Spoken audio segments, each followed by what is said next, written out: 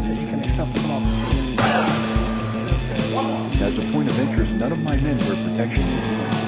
After all, you wouldn't want your attacker to get injured. And we want the fans out of their seat. We want to score goals. We want to get them, momentum on our side. And then on the flip side is when we don't have the ball we got to be dogs. We got to be dogs about the ball, and it can't be one or two dogs. It's got to be 11. So we're excited. I'm sure it's going to be a lot different now because everyone is hungry. Everyone is just ready to win every game. Near side, runners to his right. Benjamin onto his right foot. Waiting lane to open up. Then plays better. Musa fires it off the post and in. Back in the team. Back in the goals. Ahead of Horvat, touches around him down towards the back post. It's Sam Sullivan to seal it. The first MLS goal for the Firecracker off the bench for Eric Quill. Hey, and welcome everyone. Welcome tonight to the Afterburn Soccer Show. It's me right now. I imagine Jose is getting his signal up and going, and I imagine too that Colin. Well, Colin already said he's going to be on a couple minutes late, so we'll be looking for him shortly. So welcome everybody. It's good to have those of you joining us. I'm going to start by just sort of recapping a little bit where we are. Of course, I'm Nathan. You can follow me at Afterburn Soccer on X, on Blue Sky. We do have a little Facebook page. I forget to post there. And of course, you can follow us on YouTube to help us grow the show. But most importantly, Substack. We've got the website on Substack. Try to post one or two things a week just to update folks on what's going on, what we're hearing, what we're thinking about as FC Dallas, a North Texas soccer club, continue this monumental season ahead. So welcome to the show. We got Leagues Cup action to talk about. We got, of course, FC Dallas dominating Austin FC in Austin. What a sweet victory that was. North Texas lost at home to the Timbers 2. Really disappointing result for them.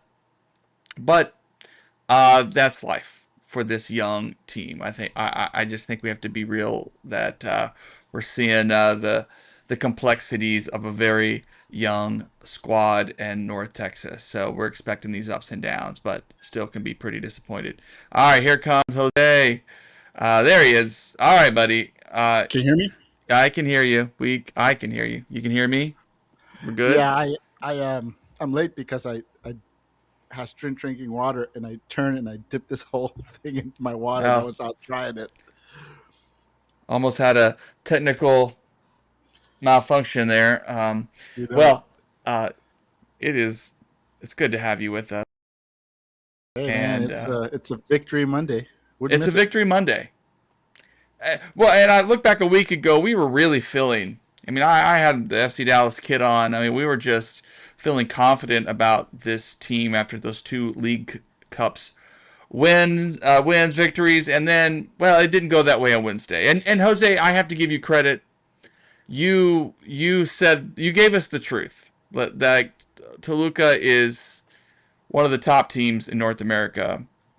Yeah, they are the top team in North America. I mean, they're they have a formidable home, and Dallas needed to play a really perfect game just to stay in it. And honestly, that goal at the end of the half, I think that's really what doomed FC Dallas. Being down 1-1 at halftime, and you have hope, and you don't have to chase the game. You're right where you want to be. You give up that goal right before the half, and now you have to chase the game. And of course, with a talented team like Toluca, having to chase the game means you can't defend as good as you ought to defend. And you got to take chances, and unfortunately, it didn't happen. And 3-1 at Toluca, despite what anybody would say. 2 wins, 1 loss in Leagues Cup. None of them at home. Despite what people say, Mansfield. Hey, look, just think of it as a neutral field. If you want to be very technical, they played 2 neutral matches and 1 away. But honestly, I dare anyone to raise their hand and say I picked FC Dallas to win 2 Leagues Cup matches and have a chance to advance heading into Toluca. And I don't think even I'm as optimistic as a person as you're going to find, and even I could not have predicted that. I was praying for it, but that's different. Yeah. Yeah, I mean, you were right. You were right. I think it was like getting FC Dallas getting that equalizing goal, and it was a real kind of bizarre goal, as truth to be told, Musa gets credited for it, but I don't know that Musa saw it as it's just a crazy fluky goal, but you take it, and it gives you some hope, Mhm. and then Nolan Norris goes to ground. And I love the kid. I think these are the learning lessons that he needs at this stage of his career to grow. He battled, but he make a mistake, and Toluca is so good that they're going to put you to the sword. They're just going to take advantage of that, and they just professionally scored that goal, that go-ahead goal late in the first half. So yeah, you wonder what might have been if this had gone into halftime. What kind of team talk, Quill? What kind of adjustments to try to grind something out, to stick with the draw, to frustrate that team? But And I want to say that it's a great run. It's a great run. The 2 wins, 1 loss, and even the loss of Toluca is a great learning experience for everybody. Nolan Norris gets away with that challenge in MLS against your average MLS competition. Now, if this game against Toluca keeps Nolan Norris from trying that in the playoffs, that's a learning experience right there, because you can get away with it against Austin. You can yeah, get away Sporting Kansas City, but are you going to be able to get away with that against the LAFC's, Inter Miami's of the world? Not likely. And knowing those teams, even if you do get it, they're going to roll around and try to get the PK anyway. So yeah, it's a great learning experience for the whole team, and I think we saw what they learned going into Austin. I mean, I think we were all amazed at how well the midfield looked hmm compared to Toluca. I mean, it was night and day. But that's Toluca putting on a masterclass performance, telling FC Dallas that, hey, you need to be quicker, you need to be faster, you need to react, you need to be in better position, and you have to work together as a team. And we saw that against Austin. I think look at FC Dallas coming into Leagues Cup. We're all disappointed at how they came out the gate from the World Cup, and a team like FC Dallas, who's not expected or picked to advance far in Leagues Cup, needs to use Leagues Cup as a platform, as a launching pad for the second half of MLS. And I think that's what we got. That's what we got. FC Dallas came out of Leagues Cup tons of confidence, in good in good form. There's some players that were struggling before Leagues Cup that shook that off, and now we're seeing that. We saw that against Austin. We saw a team that simply reacted faster, passed faster, moved faster as a whole. You can nitpick a player here and there, but even the players that you can point a finger and say that guy had a bad game, they didn't really have a fully bad game. They might have had a bad spurt, but for the most part, the players that we needed to step up and perform. We needed Abubakar to be good Abubakar and not bad Abubakar. hmm hmm And we got good Abubakar. Good enough to be, it should have been player of the match. He Oh, was, he made the MLS best 11 there. So that should tell you that, yes, he should have been the MVP of that match. And let's face it, none of us were excited when we saw that he was starting. Not a single one of us said, "Oh yay, Abubakar, where's he been?" No, we were all like, "Oh my god, we should just like what's gonna we just happen? Yeah, yeah." That was. But we need that. We need the players that come off the bench to give us that kind of effort when they have to start. We know they can do it coming off the bench in the 60th minute, 70th minute when they don't have the full game. But when you have to start, we need that level of performance. Don't make us miss the starter you're replacing. That's all you need to do. We're not asking you to be a stand-up player. We're asking you to be a solid team player and not be a detriment to the lineup. And Abubakar stepped up with his aces for us, man. I Yeah. I will not groan next time he's announced as a starter. Well, thanks, Antonio, for watching the show. We love your comment, Victory Monday, for sure. What a performance, too, by the boys, and especially, as you have been mentioning, Bubakar, since he was a surprise in the starting lineup. We welcome Colin to the show at Mr. Couve. He's wearing his kit. And if you were watching the replays, and if you looked carefully, you might have seen Colin there behind goal. I don't know how you got those seats. I guess maybe it was StubHub. I expected you'd be sitting up with those fans, but you're not a typical fan. You are a front row kind of seat guy. So just give us your take. We talked about the Leagues Cup loss. Not surprising what happened, but to see this team come down on Sunday night in a Copa Tejas match against an in-state rival who are a bit leaderless right now because they too were cursed with the Nico Estevez leadership blessing. I don't want to say curse again, but Before he answers, I want to add that Coop's the kind of player that gets a fence built around a pond. Apparently, yeah. yeah, well, yeah, you got to drive down to see that game. I mean, a huge result for this team and just a dominant performance on the road. So what were your takeaways? What was the experience like being an away fan there? It's always fun and banter being in that like little area because you're surrounded by Austin fans and they the vibe I got from a lot of those fans over that section are like the like kind of richy preppy like I had the money to probably get a suite but I don't want to pay $3,000 for a 16-person suite in Austin, so I'll just sit behind the goal. We kind of do that just because one of my brothers is an Austin fan. So, funny enough, me, the guy in the FC Dallas kit next to me, you'll see in the replays, and the next three people next to us, we always are behind that goal at one point. Funny enough, fun fact, if you go back to the 5-3 game in 2021, whenever Obion scores the fifth, you'll hear someone screaming "Vamos" on the mic. That's me about 6 rows up, somehow being picked up on the field mic. So it's one of those, going into Austin, funny enough, I spoke with Rear Austin TV for their little Twitter space last night. And I kind of talked about the same things I'm going to talk about on here. It's always very like, I don't want to say Austin's like a comfortable place to play for us, but it's always been like a home away from home, in my opinion.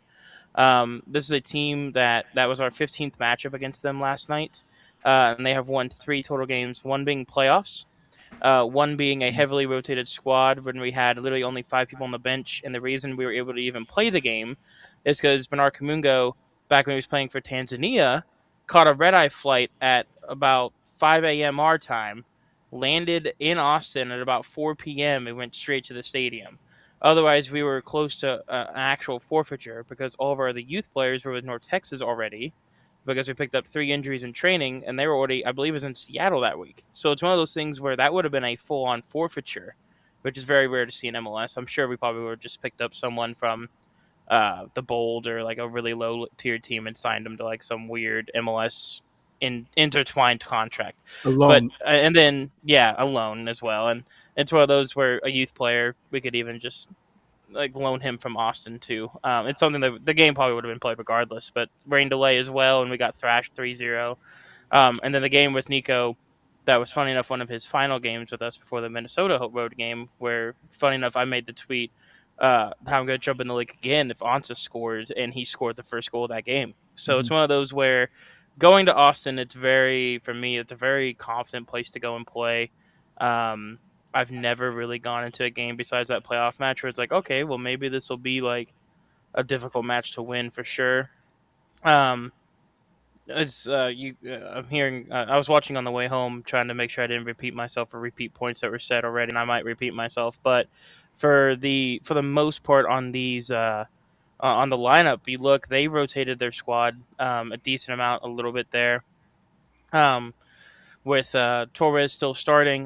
They had Facundo off the bench. They had Vasquez off the bench. They were still rotating their squad from the Leagues Cup match against America, which they played on Thursday. And then we also rotated due to suspension, and also a bunch of players were being ran into the dirt. It's like Jose said. I mean, Abubakar's in that lineup, and I immediately looked at Sam next to me, and Y la otra gran novedad, porque Mirto Usuni no se mueve del 11, and I was es like, la well, presencia del chico de you're gonna 18 win. años, There's no way we Erwin win this Torres, que debutó game. esta temporada. Es And it's one of those things where we just Valiente, un continued jugador with con una the zurda lineup we exquisita, had. con Obviously, I'm not a mucho huge Bernie desparpajo fan, but para it was one of habilitar y those rodear muy we bien like a to play Pedro. the ball, del árbitro en este we Sunday dominate Night possession the Soccer first 15, que vamos a 20 disfrutar minutes. por partida doble a And través de also Apple realized, TV oh crap, en un they're ratito con actually Sanders Whitecaps. playing well Que possession. comience la Actually función. take this ¡Ya back over. vamos! Está en And the marcha minute el they did partido, that, se juegan. Y por eso Typical tal vez Escalante hoy veremos football varias for us. rotaciones. We were El caso playing por lo menos very de Santi confident. Moreno, que está jugando al This 70% little de su link-up estado play here físico was porque beautiful lleva to watch. cargando una lesión en su pulso. Mirá qué buena For the pelota block, le puso for the chance Santi a just wide from Bernie. Camungo. Se lo Gotta va a score that. guardar para habilitarlo a You gotta score that, or Camungo. at least lay it ¿Qué up hizo el to número there. 77? Bueno, aquí tremendo, porque la pelota que recibe en el centro, la pelota que le pone Watching that behind the Moreno, goal, I thought he sabes que scored it lo at más first. difícil normalmente es el control, but, I y lo mean, hizo we were bien doing moves Camungo, y like después this la for definición 15, 20 engaña por minutes. completo a Brad Stewart, que Oscar se took leí over. ha sido clave We were en este able equipo. to, Valiente, vino para Santi just Moreno que le Moreno pega. That was beautiful as well. Notable atajada del But it's one portero, of está those where also encendido played into our Santi. hands. Sin duda alguna el más claro del partido, no solo de Lara, sino de los dos equipos. Acá se la quería colgar en el segundo ángulo Stewart, que es muy alto, que la leyó perfectamente, no pudo quedarse con ella, prefirió no especular. Que hoy es visitante. Moreno para Abubakar. And Abubakar was able Ramiro. to just actually pass the Ahí ball está very recibiendo well. Valiente. Valiente que prepara la zurda, so I le would pegó. say the Y game Stuber la manda al was a córner. very- Una pelota it was very envenenada tight porque ya first venía half. jugada de pelota The beginning of the second quieta. half scared La the línea crap out of me. defensiva de Austin en el Just punto because we penal. had, Viene Valiente con el that goal centro, el taco de conceded, we had some Musa. extra stuff Mira going on vos, too, and they puro were dominant talento de possession, Peter couldn't do Musa. anything right. Marcos Ramírez. But Just a moment. Para Just a Erwin moment. Torres se la robó muy bien. Camungo acelera. Nathan, Camungo se dio de James largo. volume Gran is jugada de really Camungo. high. Se metió al área. Very Dejó good. para Musa. Peter lo tiene. Está Stuber.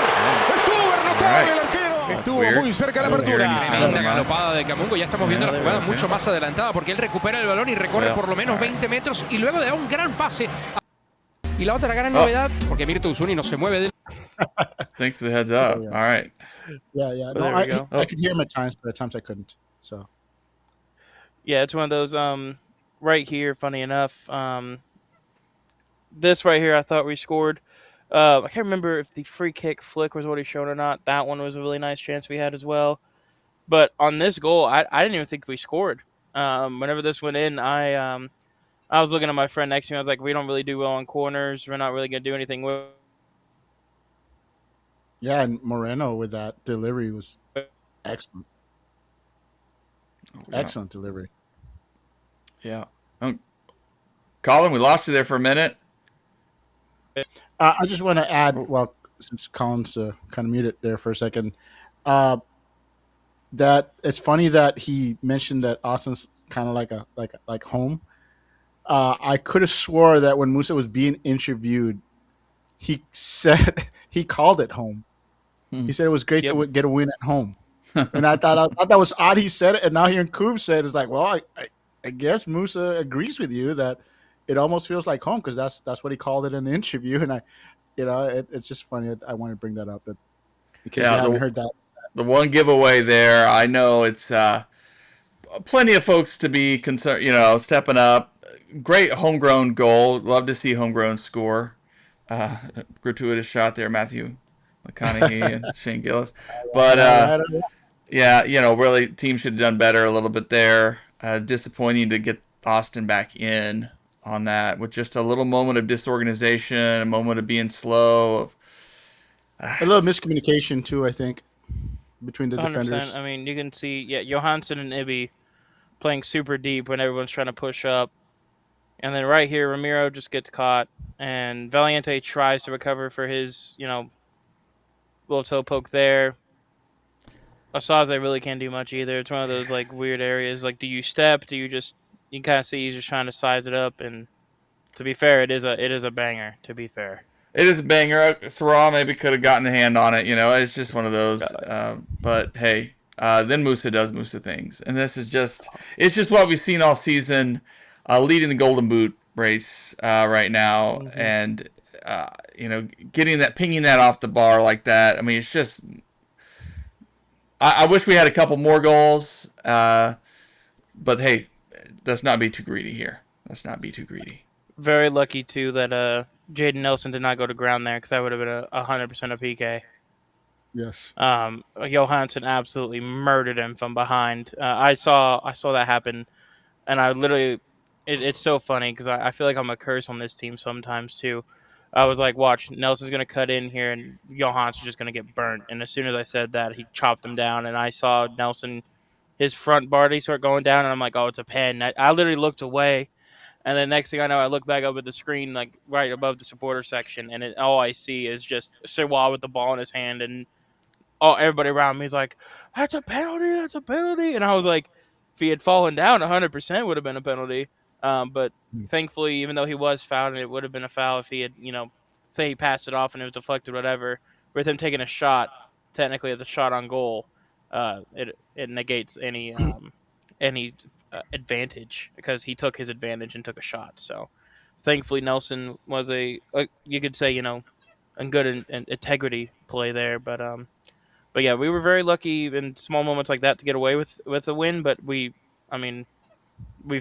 watch that game, you look at stats, you look at anything, we fully dominated that game and deserved to win that game. There's no Austin fans on Twitter saying it. There's no professional, none of their players are saying it. No one in the stadium even. Like after the game, I'll friendly talk with some people, and they'll be like, man, it was a close game. We're like, we deserved to win that one. And no, it was all disappointment, and they were all like, it's back to normal, I guess, in MLS. So they didn't expect to win that game either.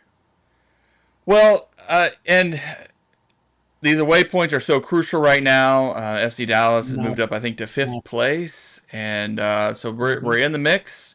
It's a very congested Western Conference, so every point we can get from here on out matters. And again, a shout out to Boubacar coming in clutch, getting a big goal. It's what you want out of a team. You want a deep team, guys who can step up at the right moments. And so I guess, my question for you guys is just, is there a player that worries you right now for this team? Is there a player you want more out of that you hope can contribute a little bit more to maybe lighten the load or just help create more dangerous opportunities kind of going down the stretch? Is there someone who needs to step up in these next few weeks?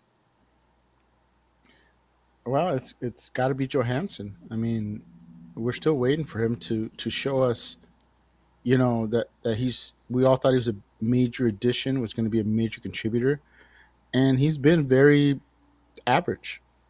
Is the nicest thing I can say. Sure, he's got spurts of, he's got both spurts of good and bad. I also want to do a quick shout out, not in a bad way, because I hear, I'm so used to people, crapping on Kamungo and this flaw or that flaw. And you can point out many flaws, but I've always thought of him, and still to this day, I just think of him as pure chaos. He's a chaos creator, and chaos goes both ways. He's very chaotic, and I'm simply shouting him out because the fact that he was so dangerous and chaotic on that left side meant that when Valiente was coming forward on that goal that Musa scored, they couldn't all just crowd Musa because Kamunga was on the left side. That's right, Antonio. That chaos that he creates, you have to acknowledge it. You have to still address it, because good or bad, something's going to happen. And Kamungo is just causes chaos. It's one thing I always loved about him in North Texas. Once he got behind the defense, something happened. And you're starting to see that with Dallas. I mean, people point out the negative things more than the good. But honestly, you don't know what you're going to get, but it will be chaotic. And I'm here for it. If I can't get a player that is consistently going to, give me everything I want, I'll take chaos every day, any day. And so that's 100%. That's my defense of Kamungo for everybody. For me, man, and this might seem a little harsh. Obviously, Ramiro's coming back from injury, but I want more from Kappas or Ramiro, whoever plays in the 8 next to Kaique. And the reason I say that is, obviously the easiest answer for me is Johansson. with my comments on Bernie would be Bernie as well. I'm gonna go two routes here. I'm gonna do one like a straight answer, and then I'm gonna do like a little curveball and like tweak the question a little bit. Something I would love to see is the eight. Kappas last night had an amazing game, in my opinion. He did really really well, linking up in the midfield. Ramiro doing more of the defensive bulldog work with Kaike being absent, but and also with Kaike, whoever plays next to him does a lot of the advancement of the ball. They're able to share it a lot more. You could tell in times Kappas and Ramiro, they didn't know like who was supposed to go up the field, who's supposed to stay back and defend, how do you mesh with that midfield because they're so used to, playing next to Kaike. There's not many lineups this season where it's Kappas and Ramiro. So I would love to see, obviously, with Kaike getting some minutes rested or whatever, to one of them step up and be able to play at a little bit higher level. I feel like we have a lot of center mids, but not a lot of center mids that fit what we need in that eight with how Quill would want to play, especially with how he describes his play and seeing the players we have. Another thing is I love Bernie's recent form in the attack. He has gotten a lot better at not rushing forward and taking random stabs and then getting beat on the wing to where Nolan would help, or in this case, Ibiaga would help, or Abubakar rather last night. But for me, what I would want is I would love to see, we saw him on the bench last night, I would love to see Torquato at the left back spot. I would love to see how he plays, and then we saw Bernie play in the underneath 10 role like Paul did and Jesus did right before we signed Musa with Nico, and that's where Bernie excelled, was that underneath 10 spot where he can kind of cut inside and cause chaos in the middle, like Jose says. If you can cause that chaos in the middle and throw off a midfielder or a six or even center backs, like Austin's running a 3-back formation with a left back at center back and a center back who doesn't really play in Djordjevic. If you can come into the middle and cause that havoc in the middle, where you have Musa, Valiente, at times Moreno was there too.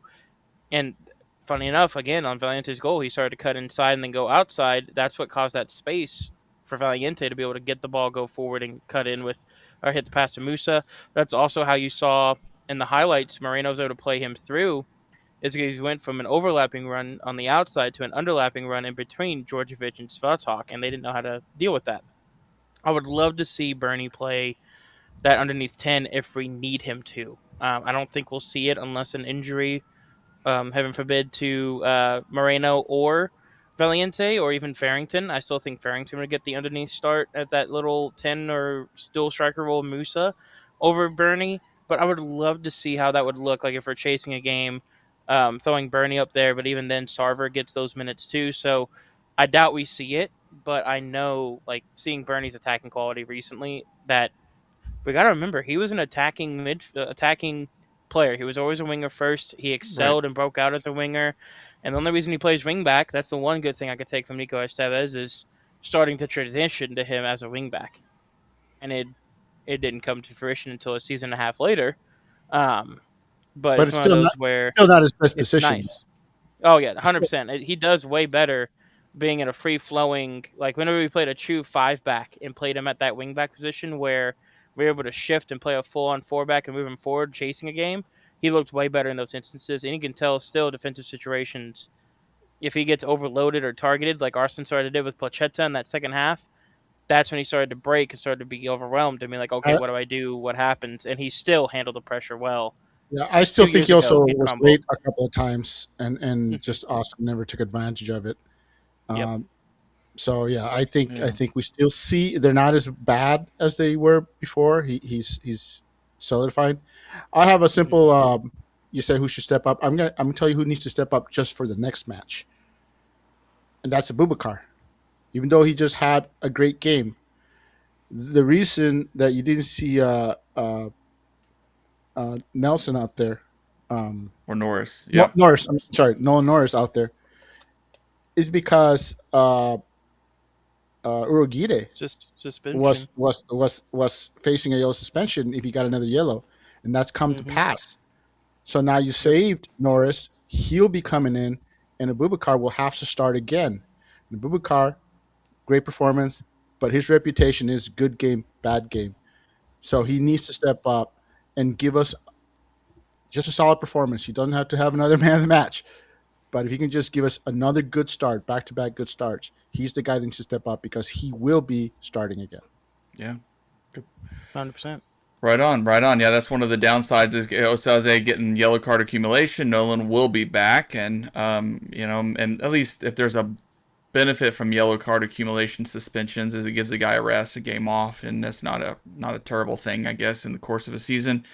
But yeah, I think you guys have pointed a lot. There's as this team continues to build, it does seem like there are, based on the personnel that Quill puts out there, there are challenges every night to get the guys just to flow correctly. I mean, I think sometimes they were crowding spaces a little bit, whether it was Valiente on the right and Johansson on the right, kind of getting in each other's space, and it does seem like Bernie's instinct is to maybe get forward, be like a striker, but as a wingback, he's supposed to wait maybe a minute and let guys get into the box, and so that's why he's sort of been hesitant. It's just so you just see these guys who are just trying to click, and when it clicks, it's beautiful, and when it doesn't click, we see the result. I mean, I think Bernie and Logan Farrington, I mean, are the same class of players in MLS, which are really useful roster guys, and they have games where they look like they're more than roster guys, that they're like, these guys should start. But And they're also young, so Yeah. they can still improve and elevate their game, and you want to see them improve and show consistency. I'm glad you brought up Farrington, another guy that needs to step up. Not because we don't believe that he's a good player, but because whenever he's been paired with Musa, it just hasn't worked. Mm-hmm. That has been an issue that needs to be solved. Now that we found out that Moreno is not going to be a 90-minute player this season at all due to an some undisclosed kind of nagging injury, right? Yeah. that means that Yeah. Farrington will get those minutes, and he needs to step up, and he needs to find that chemistry with Musa that has been lacking. That's one of my surprises is you've got two really good forwards that for some reason don't play as well as you would think together, and that's just time and time. The more time they play on, they spend on the pitch in real games. Hopefully that'll build. And now that we know that Moreno isn't going to be a 90-minute player, it's on Farrington's to take advantage of the minutes he will be getting, and building on that and forcing his way into the starting lineup. Yeah, it's one of those. They got good chemistry off the field, but on the field it's been lacking. It's 100%. And something Musa even says, like, I'd love to play more with Farrington. He said that in the during the All-Star break. They did a little like, who would you have on your fantasy team? Yada yada yada, five-a-side, all that. And he was like, they were like Buwanga, Son, like whoever. And he was like, nah, man, I want a Vander, which was a little dig at the Lucho acquisition. What could have been. And then he was like, I love Evander, but also I want Farrington next to me. He understands what Farrington can bring, and I think it's one of those where Musa now playing provider as well takes a lot off of Farrington having to provide. Like like the Houston game, for example, is a really good example for me. Farrington's second goal, I believe, came off of oh no, he scored both goals before Musa came on, but Musa's goal was Farrington was able to drag Antonio, and also able to drag Hector Herrera out a position, and that left Valiente wide open on the left side, like of that underneath cam spot to feed Musa.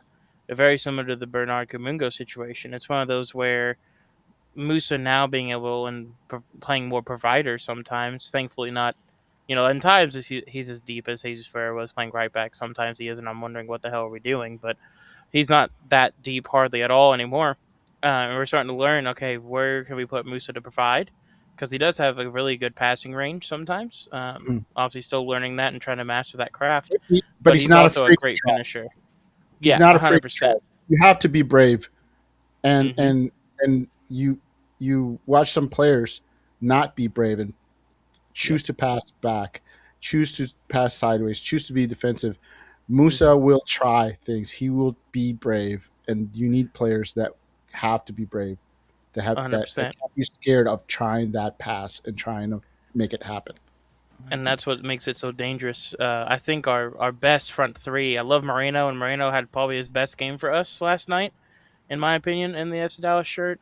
Um, but it's one of those. I think our best front three, if they're all on the top of their game, able to provide, and they're making their runs, is a Farrington, Musa, Valiente. Whether you run it as like a, because I know everyone likes to say we run the 4 back. It's more of a 3/5 back. It's more like a 3-4-2-1. With Valiente, just play him as like a single pivot, like 10, if you want to, and then have obviously be it like a triangle that can shift and everything else. But it's one of those things where have those three be your front three for a game and just let it roll out and see how it goes. I think it would be, especially against Colorado, or not Colorado, Salt Lake this week, or Vancouver. I expect heavy rotation, at least one of these games. I would love to see something like that happen for sure. All right, well, we're going to start to shift over to some predictions to close out the shows. Of course, we didn't talk much about North Texas. It was a disappointing 3-0 home loss. Portland Timbers 2 qualified for the playoffs, cinched a spot. We're just a young team who have some talent. Daniel Baran particularly had a goal, I think, bounce off the crossbar. Maybe it was called back. So there were some moments, but when you make mistakes as a young team, you get in a hole, it gets tough. And it gets tough, and they're running out of time. They're running out of time to correct it, and they may still be sneaking into the playoffs. They might still be able to do that, but they're starting to look less and less as a serious contender. Right. They're starting to let it slip. And maybe some young guys will get rotated down again. I mean, but it's at this point, we keep waiting. We keep thinking they'll get a win, and then next week it's going to really, and then we're back at square one with this squad. And so, still lots of talent, a lot of young guys that we're excited to see, and some of these young guys I think we're not going to see till next season really get an extended run out. So, it'll be fun to see. Good shout out for Ibiaga in here. He has really been that veteran presence that we hoped we would get.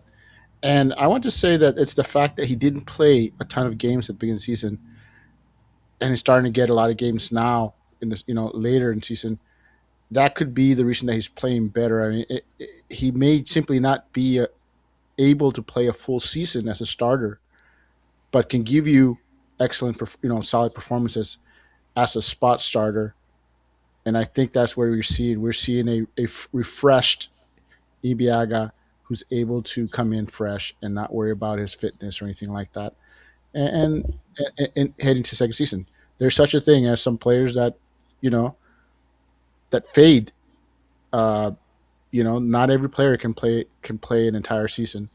And I like to remind people that when he was starting for what's that LAFC or LAG? Yeah, LAFC. LAFC. When he was starting for them when they won the title, he wasn't a full season starter. He was a guy that came in late in the season, I believe, due to injury, and excelled. And I think we're seeing that. We're seeing that maybe that's just it. He's not a guy you can play week in and week out. But if you pick his starts and don't overwhelm him, you can get an excellent performance out of him, and that's what we've been seeing. I'm very happy that he's turned it around. Well, let's start with North Texas. They have a doubleheader. There's a lot of soccer this week for us to enjoy. North Texas will welcome in these next 2 home matches. Of course, they need to get 6 points. They just need to sweep this week to get back into things. They welcome the Austin FC2, who are an excellent team, and really it was a weird game, but just took care of things earlier in the season. And then Minnesota United FC2 also on this weekend on Saturday. So, this is the problem, is that they need 2 wins. So I'm gonna go 2-1, 2-1. I want them to find a way. Well, maybe they'll get a clean sheet in there, but they need that. But if I'm honest, they're gonna drop one of these games. I think they're gonna get a win. They're gonna scratch out something. And then on the rubber band match or whatever, they're gonna drop points again, and we'll be kind of asking the same questions next week. So, anything you guys want to add? I think Austin has shown that they're legit. They're the top seed going in. They really used that first win against North Texas as a springboard, and have really been on a roll since, and that's not going to stop. I am, however, a homer for North Texas, so I'm going to pick a draw against Austin, and we'll say a 2 points from that match. If you're going to get a win, it's going to be against Minnesota, who traditionally struggles against any version of North Texas. I don't see how that's going to change. I could be wrong. Maybe it'll be reversed. But if I've got to pick a winner, it's going to be against Minnesota United. So I'm going to say 1-1 draw against Austin, and then a 2-1 win against Minnesota United. All right. I think it'll be a. I wish I had the confidence y'all did in this North Texas team.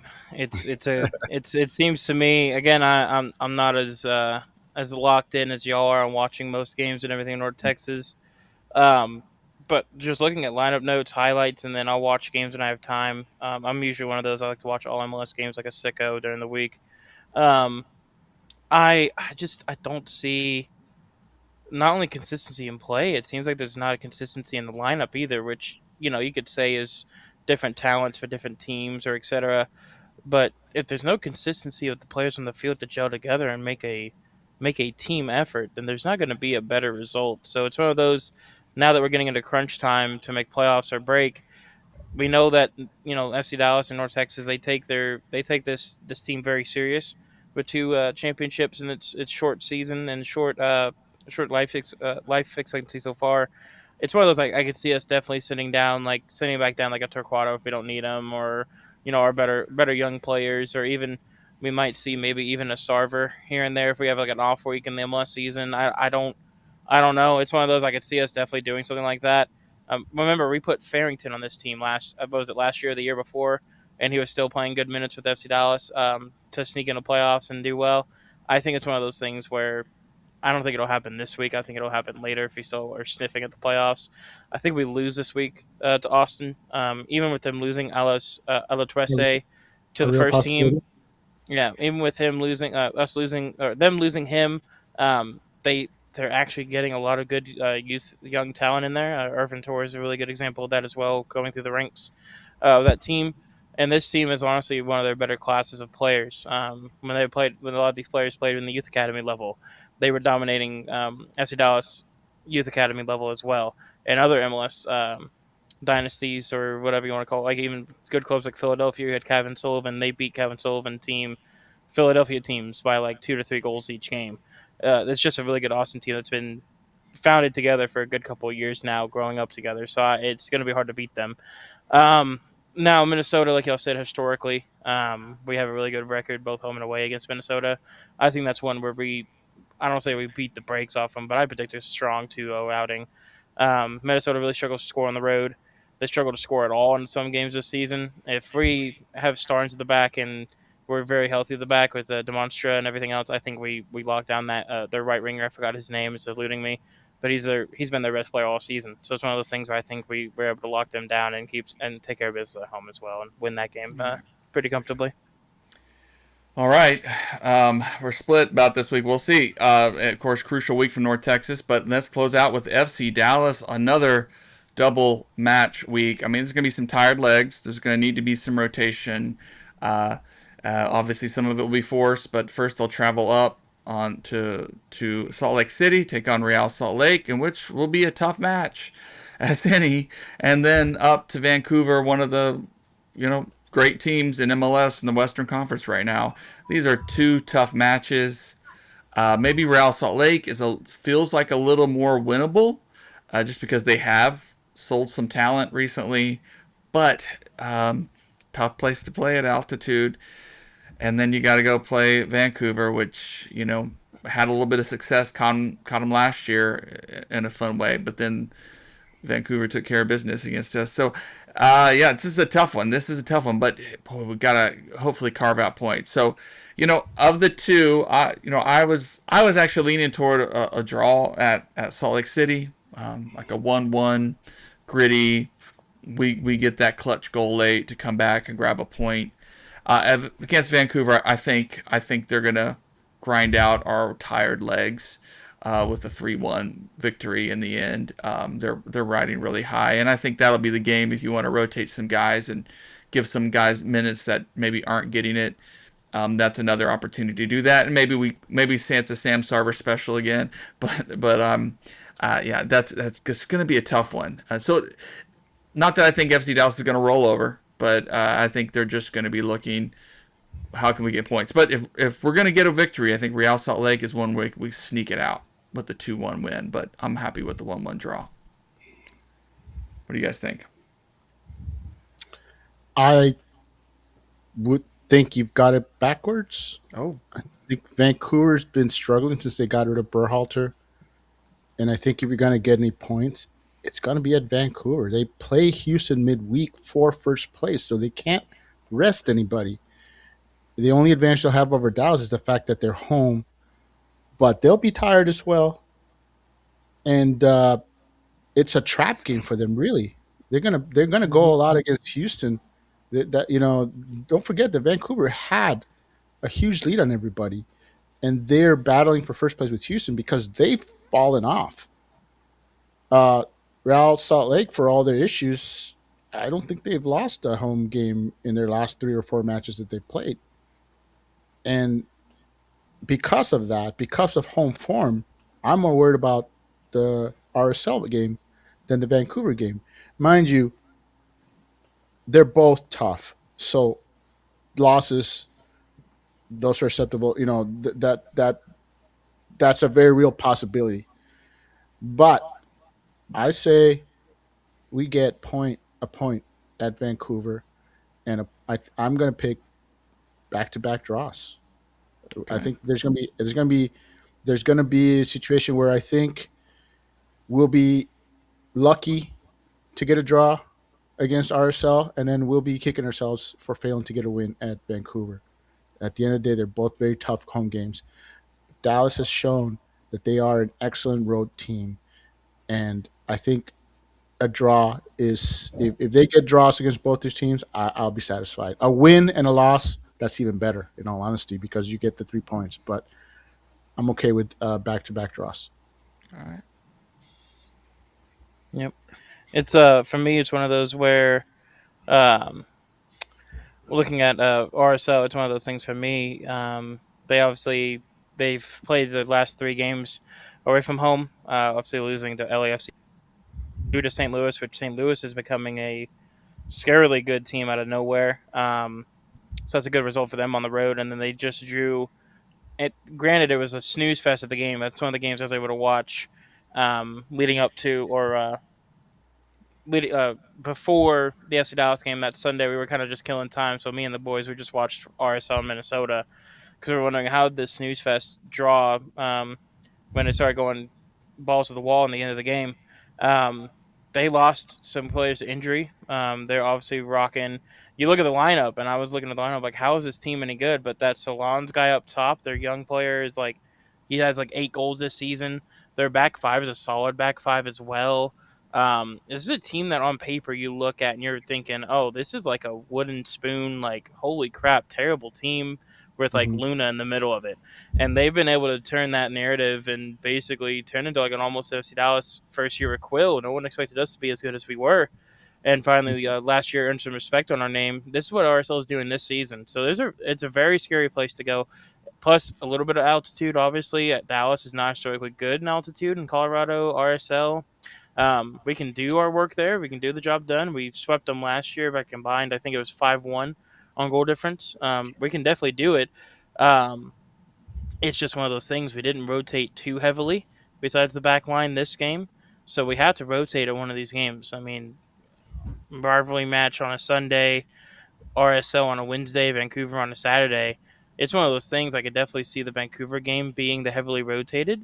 But if Dallas is being smart, like Jose said, you got Vancouver. Granted, they have a game or two in hand, but they want to be able to get that gap put back on top to be able to later on in the season rest some guys even more before more important games and be able to hold on to that first place lead. So it's one of those things for me. I could see us this week, and this is and this could be me being very optimistic. I say we beat RSL and Vancouver this week. Very wild take from me, in my opinion, but it's one of those where I see this team as, with the League's Cup run we had, it's a lot of confidence. The Toluca game, we didn't stop fighting even when we made subs. The mentality is there to take this stuff on the road, and then we know, hey, we get through this week. We have one more game against St. Louis, and then we have, I think, back-to-back games at home with Portland, Austin, and LAFC, and the first two are pretty easy home games, but LAFC is going to be a hard home game as well. So it's one of those, hey, we can get through this road stretch, finish it off strong, capitalize on the home form coming back, I believe. So it's one of those where I think we win RSL 2-0, and then I think we win in Vancouver on a scrappy 1-0 result there as well. Nice. I like it. I like it. Well, look, I need to leave it there. It's been a great conversation tonight. Colin, great to see you. Even glimpse you there for brief moments at that Austin match. It's a lot of fun. It turned out to be a pretty solid week for FC Dallas fans, and I think we're just need to keep enjoying Petr Musa every minute he has with this team, and he does Musa things. It's stuff of beauty. So we'll leave it there. Appreciate everybody. Appreciate, Antonio, all of your comments. Keep them coming. Of course, we'll be posting the audio wherever you find podcasts. Of course, follow us at afterburn.soccer. Follow Mr. Koo. Follow El Chico Carmona. And let us know what you think about the show. All right. Good night, everybody. Good night, guys. Good night.